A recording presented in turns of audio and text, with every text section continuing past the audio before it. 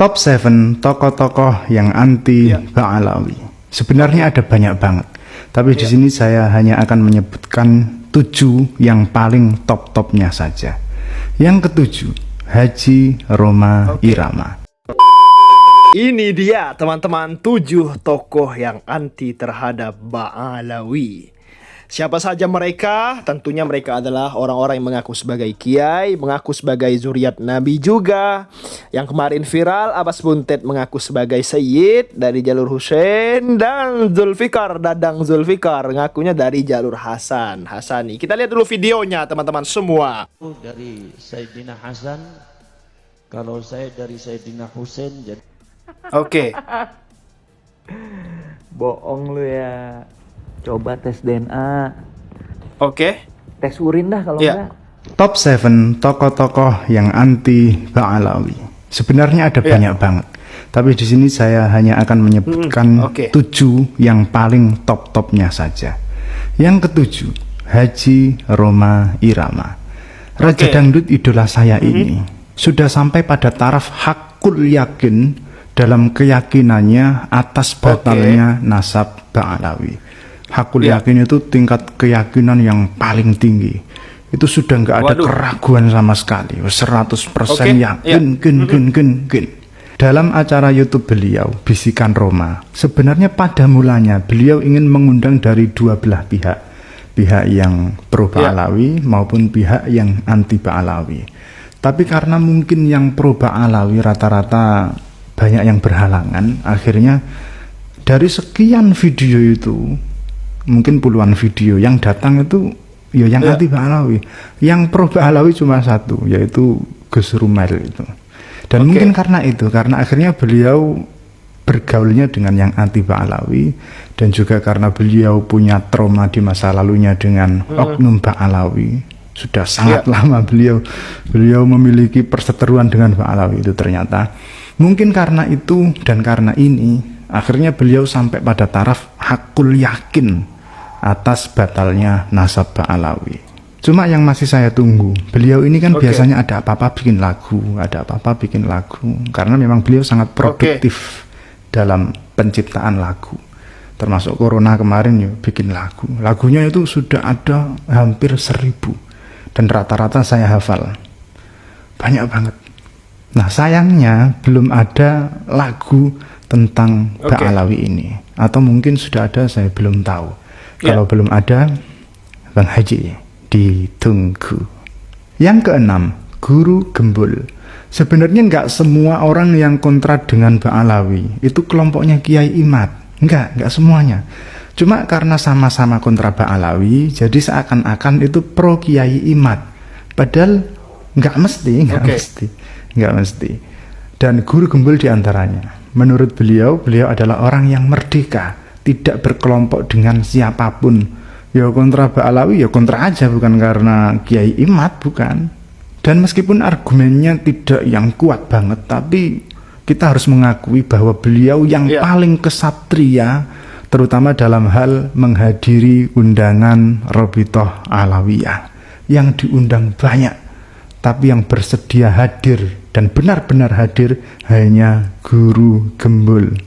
Makanya ketika dalam acara tersebut, dalam perdebatannya, terus kayak gak imbang, ya wajar aja, satu orang diganjuk sama orang satu gedung. Yang kelima, As-Sayyid Asy-Syarif Zulfikar Al-Idrisi Asy-Syaibani. Beliau adalah qori internasional yang memiliki suara yang sangat merdu, baik dalam pembacaan ayat-ayat Al-Quran maupun pembacaan sholawat-sholawat. Suaranya sangat merdu. Satu keluarga itu merdu semua suaranya, termasuk diantaranya yang sangat populer itu anaknya, Feve Zulfikar. Itu anaknya Sayyid Zulfikar, suaranya juga merdu banget. Nah, beliau ini termasuk yang mengaku dirinya sebagai keturunan Rasulullah, cuma beda klan. Beliau bukan Ba'alawi, tapi Basyaiban. Nah, Basyaiban ini nggak diakui sama Ba'alawi. Jadi sebenarnya ya sama aja, yang satu mengakui, yang satu tidak mengakui satunya, yang satunya juga tidak mengakui satunya gitu. Cuma beruntungnya orang tidak ramai-ramai memperbincangkan klan Basyaiban. Jadi Beliau lumayan terangkat dalam hal perungkatan nasab Ba'alawi ini. Yang keempat, Dr. Sugeng Sugiharto. Beliau orang yang sangat pinter, sangat cerdas, karena memang beliau ini adalah ahli teknik pangan. Beliau sangat menguasai tentang pangan. Beliau banyak meneliti tentang ikan. Jadi beliau tahu betul secara mendetail DNA ikan itu beliau menguasai betul. Misalnya kayak apakah DNA ikan salmon itu haplogrupnya cocok dengan DNA ikan-ikan yang ada di zaman Nabi Sulaiman, kayak gitu. Beliau memang di bidangnya. Yang ketiga, Kiai Haji Muharrar Khudari. Beliau adalah pengarang metode arba'in dalam ilmu alat.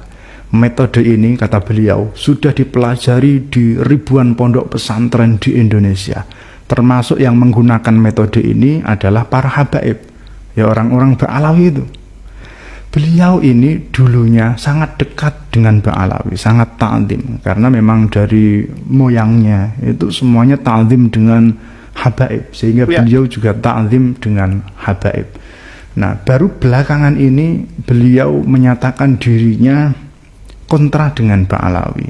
Beliau menyatakan dengan keyakinan penuh bahwa Ba'alawi bukan dzurriyyah Nabi. Dan keyakinan ini bermula dari mimpi tapi tidak dalam keadaan tidur. Jadi terjaga, mimpi tapi nggak tidur, tapi mimpi. Nah, mimpi yang membuat beliau sangat yakin itu ceritanya agak panjang. Pokoknya intinya mimpi bertemu dengan gurunya. Kemudian juga mimpi bertemu dengan Rasulullah, dan Rasulullah sendiri yang menyatakan bahwa habaib ini bukan dzurriyyah Kanjeng Nabi. Itu beliau mimpi ketemu Rasulullah, tapi bukan dalam keadaan tidur, tapi mimpi, tapi enggak tidur.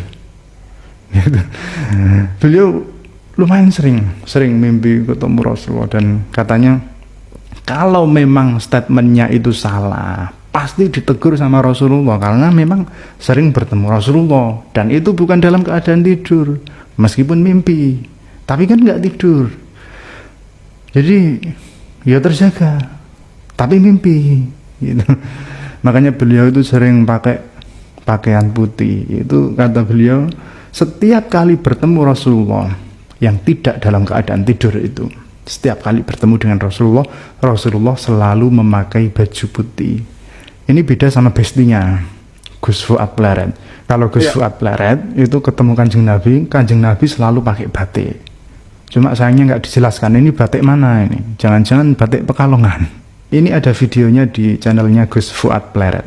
Saya nggak menonton fullnya sih, hanya nonton di bagian itu saja. Bagian yang paling menarik menurut saya. Apakah beliau bohong? Belum tentu.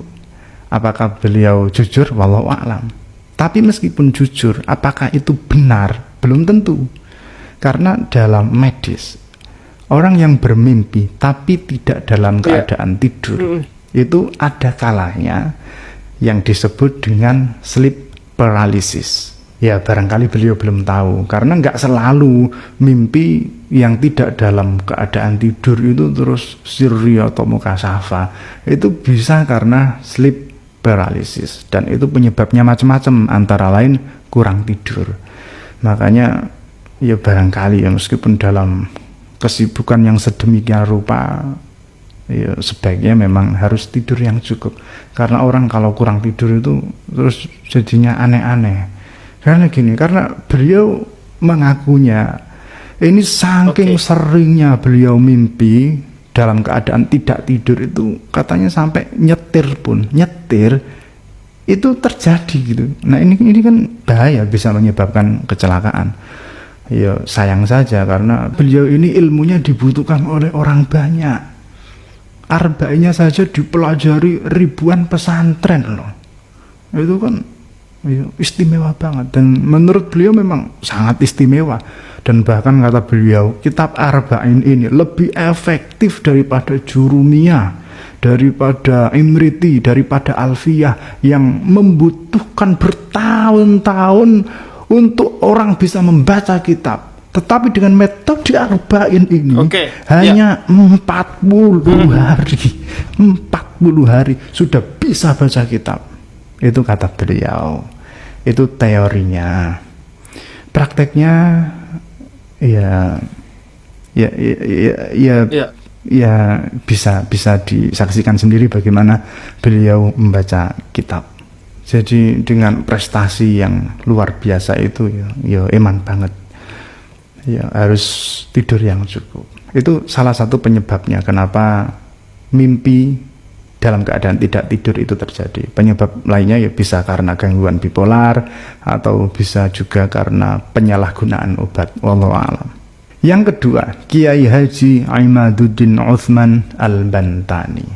Sebenarnya persoalan nasab Ba'alawi ini, perungkatannya itu sudah ada sejak lama sekali. Nah, orang yang paling berjasa dalam membuka kembali ruang perungkatan Ba'alawi ini, ya Kiai Imad ini melalui tesisnya. Terus terang saya sendiri belum membaca tesis beliau tentang ini, juga belum pernah mendengarkan ceramah beliau yang utuh membahas tentang ini, tapi Kiai Imad mantap. Yang pertama, ini adalah sosok yang paling istimewa dalam perungkatan nasab Ba'alawi. Perdebatan yang sengit menghabiskan banyak tenaga menjadi cair dengan kehadiran beliau. Yang lain meruntuhkan nasab Ba'alawi dengan argumentasi yang ilmiah, pakai kitab kuning, pakai tes DNA, pakai kajian filologi, pakai matematika. Beliau ini hadir dengan kesederhanaannya, dengan lelucon-leluconnya. Meskipun sederhana dan lucu, tetapi banyak kiai yang tunduk pada beliau, banyak kiai yang hormat, yang ta'zim kepada beliau ini. Karena beliau memang istimewa. Cara beliau mentransfer ilmunya, cara beliau membaiat pengikutnya itu berbeda dengan mursyid-mursyid pada umumnya. Beda. Cara beliau membaiat pengikutnya itu dari mulut ke mulut. Physically mulut ke mulut dengan kecupan. Beberapa kiai telah mendapat kecupan dari beliau ini, dan para kiai yang sudah mendapat kecupan dari beliau itu pasti jadi orang. Dan faktanya memang demikian. Yang sudah mendapat kecupan dari beliau semuanya jadi orang. Nggak ada yang jadi bedes. Beliau ini memang luar biasa. Beliau menguasai bahasa Suryani dan bahkan mengarang kitab berjilid-jilid dalam bahasa Suryani. Beliau juga bisa berkomunikasi dengan semut. Beliau bisa berbicara dengan cacing. Dan bahkan beliau bisa meriwayatkan hadis yang tidak ditemukan di kitab hadis manapun. Nggak ada di Bukhari, nggak ada di Muslim, nggak ada di Tirmidzi, nggak ada di Nasai, nggak ada di Ibnu Majah, nggak ada di Muwatta. Bahkan di kitab-kitab hadis maudhu pun nggak ketemu. Saking luar biasanya beliau ini. Hanya beliau doang yang tahu. Siapa lagi kalau bukan Mama Ghufron Al-Bantani. Nah, itu dia teman-teman, 7 tokoh yang katanya ulama, katanya kiai, katanya keturunan Nabi Muhammad juga, yang viral ya kan, ngaku-ngaku sebagai keturunan Nabi Muhammad, jalur Hasan dan Husain saudaraan. Siapa dia? Abbas Buntet dan Dadang Zulfikar ya kawan-kawan. Aduh, ada-ada aja geng begal nasab ini teman-teman, membatalkan nasab orang lain, dianya yang mengaku sebagai nasab keturunan Nabi. Nauzubillah min zalik. Sekian, jangan lupa subscribe. Assalamualaikum.